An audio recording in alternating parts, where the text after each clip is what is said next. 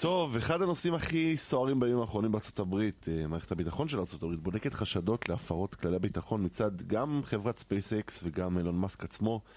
מי שכמובן יסביר לנו קצת יותר בנושא הוא מיכאל לוי, סמנכ"ל ניו מדיה, עמותת מדע גדול בקטנה. מיכאל, מה נשמע? זה גם רותם, אתה יודע, בדרך כלל מדברים על מדע, על חלל, עכשיו אנחנו מדברים על השטויות של אילון מאסק. זה כמו איזה ילד כזה שעושה צרות כל הזמן, ממש. זהו, אתה יודע, אבל הצרות שלו לא מצחיקות, הן לא צרות משעשעות שאתה מעלה, שאתה שולח בקבוצה של המשפחה. ממש לא, למרות שהרבה פעמים הוא מתנהג ככה. כן. אגב, זה לא הפעם הראשונה שחוקרים אותו, לפני משהו כמו 6 שנים, היה סיפור שהוא היה בכזה פודקאסט לייב שמצולם עם ג'ו רוגן, כן. הקומיקאי, והוא ישן פשוט מריחואנה בשידור חי. וזה הוריד גם את הערך של המניות, וגם פתחו חקירה על זה. אחרי זה הם גם ירו חצים על המכונית שלו, מי שלא ראה את זה, ויש לו המון זמן פנוי שיראה את זה.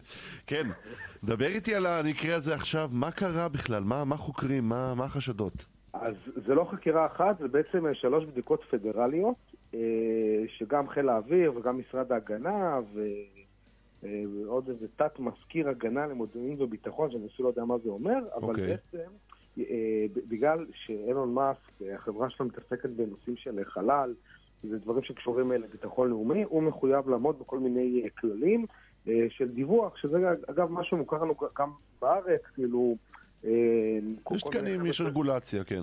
כן, יש רגולציה, יש כל מיני חבר'ה שעובדים בחברות ביטחוניות או בצבא, הם צריכים לעשות תחקירים, או פוליגרף אפילו לפעמים ודברים כאלו. עכשיו הוא לדוגמה הלך, נפגש עם פוטין, אוקיי? ואחרי כזאת פגישה עם מנהיג זר, שבוא נגיד זה ככה, גם האמריקאים והוא לא בכאלה יחסים טובים, הוא צריך לדווח, והוא לא דיווח על זה כמו שצריך, וזו אחת מהדוגמאות. כן. זהו, אנחנו מכירים את אילון מאסק בתור הסלב, שאנחנו רואים אותו בחדשות, וכמו שאתה אומר, ברעיונות, מגניבים וצבעוניים. הבחור מנהל תעשיות שמשפיעות על חייהם של... אני לא אגזים, אני אגיד... על כל העולם, כן. ממש על כל העולם. עכשיו, אגב, יש מקרים שזה לטובה. לדוגמה, הוא בא עם טסלה, עשה מהפכה ברכב החשמלי, כאילו, אני לא חושב שהיינו רואים ככה במכוניות חשמליות. כן, הביא את האינטרנט למקומות חשוכים, עם סטארלינק. בדיוק, אז יפה. אז הסיפור, אז עוד אחת מהדוגמאות, לדוגמה עכשיו יש מלחמה רוסיה ואוקראינה, הוא סיפק לאוקראינים גישה לאינטרנט. דברים כאילו שהרוסים הפילו להם, הוא בא, יש לך אנטנה קטנה, יכול להיות לך אינטרנט בכל מקום. עכשיו לדוגמה, הוא יכול להיפגש עם פוטין, להתהפך, וזה דברים שיכולים לעשות שינויים גיאופוליטיים שהאמריקאים לא בהכרח ירצו. אז זה דבר אחד. בנוסף, החברה עצמה היא בעצם עכשיו, היא חלק מהתשתית חלל של ארצות הברית. אפילו שיגור של לוויינים צבאיים זה משהו שספייסיקס עושה. כן. אז אם עכשיו הבן אדם הולך ומשתמש בסמים, או נפגש עם כל מיני מנהיגים זרים, או אומר מידע מסווג לאנשים שהוא לא אמור, זה משהו שהוא ממש מסוכן. תקן אותי מטוען, אני מניח שגם דרך הטכנולוגיות של סטארלינק יש לו גם גישה למידע על אנשים, למי שגולש ברשתות שלו, אני מניח.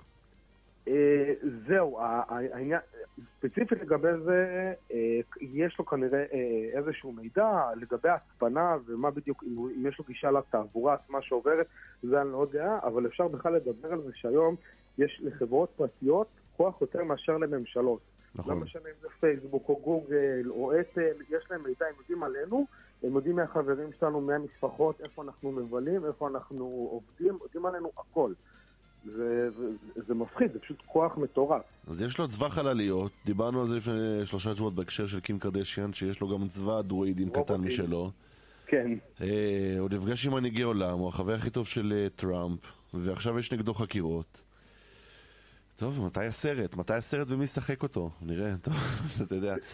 סדרה של סרטים. לא, שמע, זה טירוף וזה מפחיד, אנשים חושבים שזה קצת משעשע, אתה יודע, אנחנו עושים איזה פינות ברדיו, מדברים על זה בחדשות, ובכל מיני פינות צבע ומגזין, זה לא מצחיק, הבן אדם עומד בפני חשדות מאוד חמורות.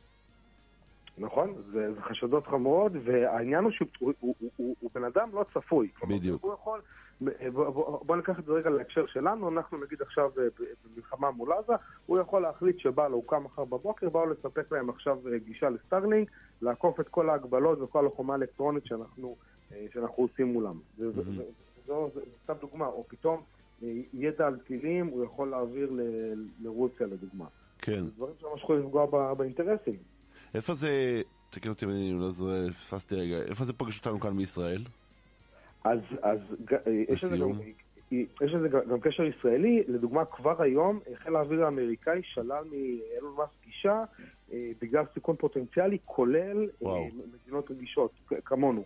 אוקיי? כלומר, כנראה גורמים ישראלים עשו איזשהו, אתה יודע, רימו דגל אדום, ואמרו לאמריקאים, חלאס, חבר'ה, תרגיעו אותו, זו ממש יש עכשיו מידור של האמריקאים מולו. מעניין.